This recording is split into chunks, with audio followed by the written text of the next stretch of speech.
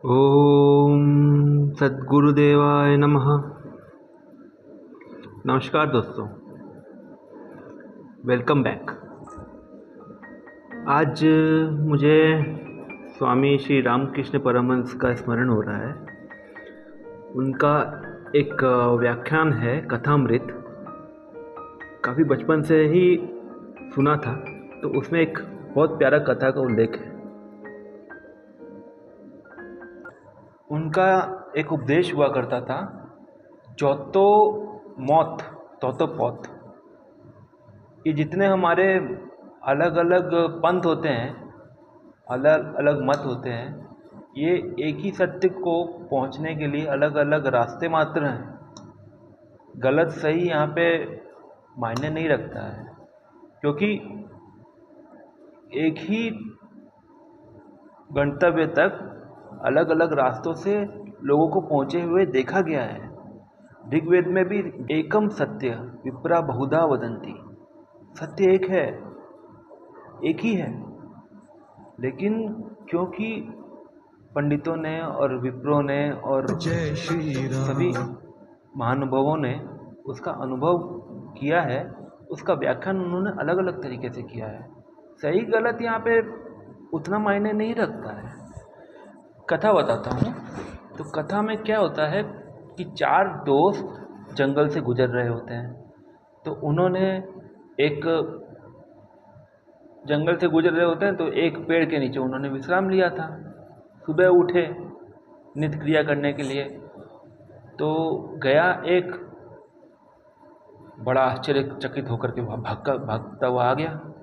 अरे, मैंने वहाँ पे एक विचित्र जंतु देखा। उसने एक रूप बताया कि इस तरह का रूप का है और चटक लाल रंग का है वो जंतु। तो हाँ भाई, तो दूसरे मित्र ने कहा कि अरे, मैं भी सुबह गया था ना, तो मुझे भी बड़ा डर लगा। मैंने तो चटक पीले रंग का एक जंतु देखा था। तो दूसरा भी आया, नहीं नहीं नहीं नहीं नहीं, तुम लोग दोनों ने शायद तुमको मति भ्रम हुआ है। तुमने जो रूप बताया वो रूप एकदम सही, वही रूप, लेकिन मैंने जो देखा वो तो पूरा काले रंग का था।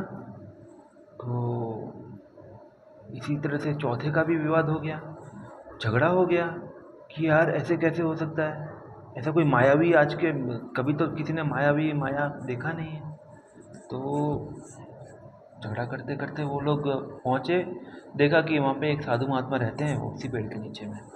तो उन्होंने पूछा कि ऐसा विचित्र अनुभव है हमारा। तो साधु जी ने कहा कि जो है तुम्हारा अनुभव गलत नहीं है, सही है। वो जंतु ही ऐसा है, उसका कोई रंग नहीं है अपना, और जो आसपास उसका वातावरण होता है और जो सामने वाले के कपड़े होते हैं या जैसा जो कलर उसमें से रिफ्लेक्ट होता है उसी कलर का वो दिखाई देता है। तो तुमने उसको लाल देखा, तुमने उसको हरा देखा, तुमने उसको नील पीला देख लिया, काला देख लिया। वो जंतु ही ऐसा है। फर्ज कीजिए ये आपको जैसे ये नीला दिख रहा है, मुझे वो 7 की जगह 2 दिख रहा है। तो आपका 7 भी सही है और मेरा 2 भी सही है, गलत नहीं है। है वो तो फ्लैट ही दिख रही है ना। कई जन्मों तक कई लोगों को यही था कि जो धरती जो है फ्लैट ही होती है। इवन बाइबल में भी लिखा है। तो जब किसी ने ये आविष्कार किया कि धरती असल में गोल है, तो उस पर मुकदमा चढ़ गया था, उसका कत्ल हो गया था। ये तो इतिहास है ही, सबको पता है। तो धरती जो फ्लैट है वो भी एक सत्य है, उसको नकारा नहीं जा सकता। हम जब इंजीनियरिंग करते हैं, हम जब बिल्डिंग का निर्माण करते हैं, तो हम धरती को फ्लैट ही समझते हैं। कोई उसका ये लेकर के हम उसका कैलकुलेशन नहीं करते हैं कि गोल है।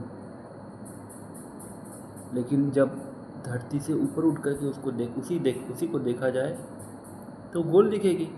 तो वो एक सत्य है, ये भी एक सत्य है। अब जो भी हमारा सत्य है और या जो भी आपका सत्य है, मिला करके हमेशा देखना चाहिए। अब आपको अगर 1 दिख रहा है, मुझे 8 दिख रहा है। आपका और मेरा जोड़ करके अगर होता है तो 9। आपको 3 दिख रहा है, मेरे को 6 दिख रहा है। आपका 3 मेरा 6 मिल करके 9। तो जो मिल करके जो योग बनता है वो भी सत्य ही है, वो सब जगह है। और अगर कोई कहता है कि ये शून्य आकार बॉल है, ये शून्य ही सत्य है, ये उसका सत्य है भाई, शून्य भी सत्य है। तो ये शून्य से लेकर के 9 तक ये जो डेसिमल सिस्टम बना, ये डेसिमल सिस्टम से मिल करके आपस में जोड़ घटाव करके अनंत तक पहुंच जाएगा ये सत्य। वही शून्य से शुरू करके अनंत तक एक ही सत्य है।